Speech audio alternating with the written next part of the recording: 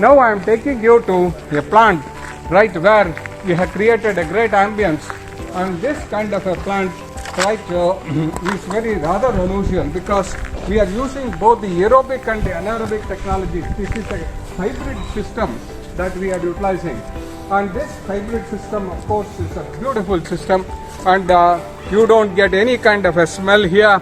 You get a very nice ambience here. What you see, right, is a small mini park, and you don't get any kind of a smell here. What is that is happening inside here? It's called the UFASP reactor. That is the outflow sludge blanket anaerobic reactor. So, and what's happening here is that we lead all the the water footprints into a single tank called the equalization tank here, where we are going to smoothen out the flow right into a single stream flow of constant flow, I can say, right. And of course we have a system of converting the wet waste into a liquidized state.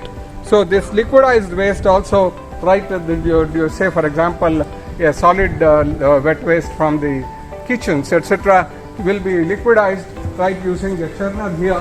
So please note that there is a system here where our students take up this and put this vegetable waste into this thing, right. Please show this, right. Vegetable waste is just put into this, and then there is water that is going to be, right, put into this, and of course the churning is going to take place. So this liquidized waste, solid waste, is going into the equalization tank, and from the equalization tank then there is an outflow anaerobic sludge blanket reactor is there. So where the entire the flow is is driven in the opposite direction, so against gravity, and as it comes against gravity, what happens is then this anaerobic sludge granules are formed, and these are of course, right, a kind of I should say, right, acted upon by the bacteria, right, that is called the acid formers. So what are these acid formers? These are acid formers of the bacteria which do not require oxygen for their survival, but however what they do is they convert right, this organic matter in the wastewater into salicylic acid, acetic acid, alpha ketoglutoric acid, and other things. And this kind of a stage 1 is of course acted upon by another type of bacteria in the second stage, and that is called the gas formers or the gasifiers. And the gasifiers convert these kind of organic acids into the methane, carbon dioxide, and water.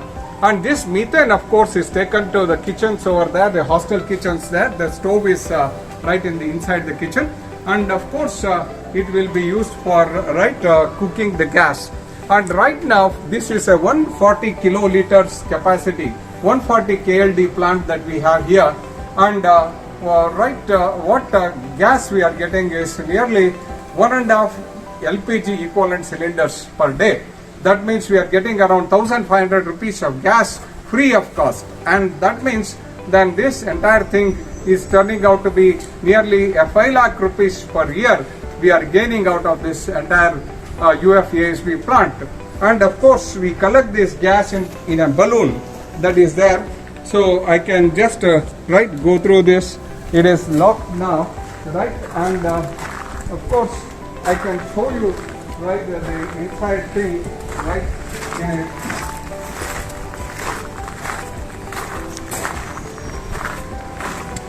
Of course here we are just watching the settled effluent tank is there, and there is a pressure filter over there. Then an activated carbon filter is there to absorb the smell, and all these things are happening in in a very sequential manner. And one more thing that I would like to say is there is a disinfection unit.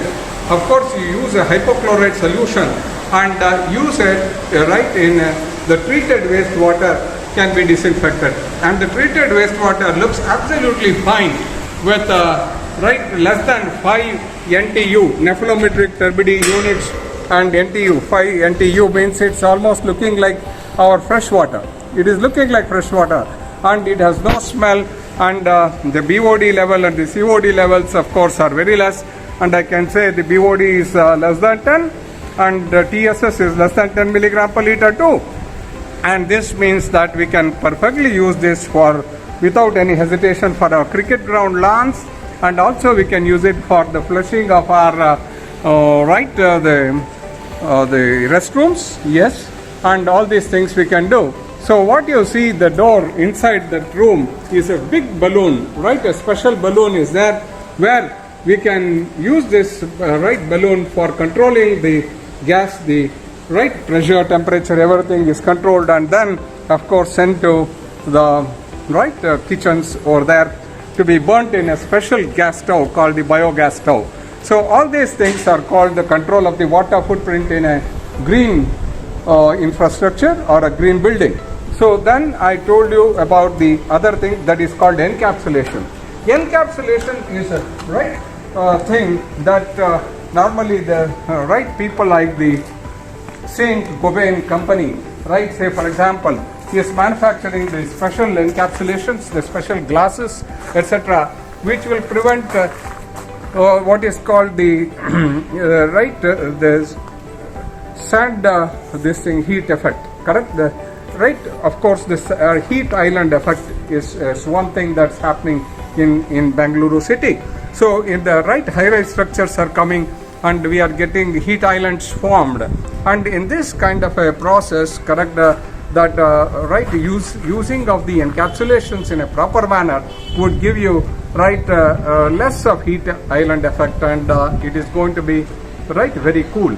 So this is called the encapsulation. So we have already talked about the climatography, that is the climatology of the thing, can be controlled, and the fire resistance, the fire resistance over 5,000 years back, we have known, our Tanjavur architecture, all these architecture, the Vastu Shastras from Tamil Nadu, have clearly indicated that a building should be fire resistant, it should be having to take care of the water footprint, you have to take care of all the other aspects of the visibility and air circulation, all these things.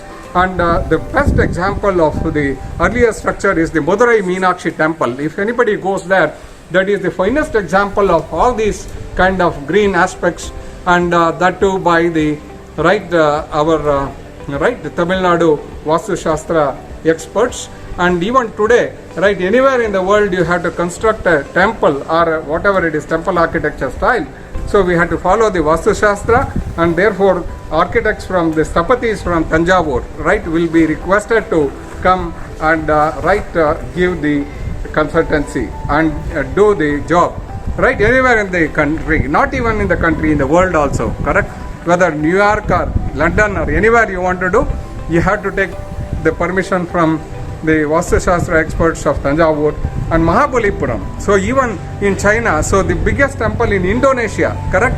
So we are really great to conjure the contribution of the Tamil people in taking the culture and the green aspects of this country to Indonesia, Bali and Singapore, and into other countries as well too, even US nowadays, and even some of the African countries and some of the Central Asian countries they have taken, and all these things, we owe a great thing from Sthapatis of Tanjavur, we can call them, and this itself is going to be the thing. So the 5 elements addressed together is going to formulate the what is called the green building. Then the green building rating, once it is done, we can say, look, this is a platinum building, this is a gold rated building, this is a silver rated building, according to which you will also gain lot of the intangible profits, but also tangible profits from the government of India. So that will not be taxed by government of India. Tax will be removed, correct, because you are following the green aspects. And especially the energy recovery, if you are doing, you can even put it to the grid in the other countries that may also follow, we have followed here, in times to come. So along with this, of course, the solar and the hybrid wind energy systems are there in our college, which there is going to be a group which is working on this, and I congratulate right, all these groups for helping us, the students and the faculty and the management here, right, which has taken a lot of care in the construction of green buildings. I thank everybody, right, and thank you for giving me this opportunity.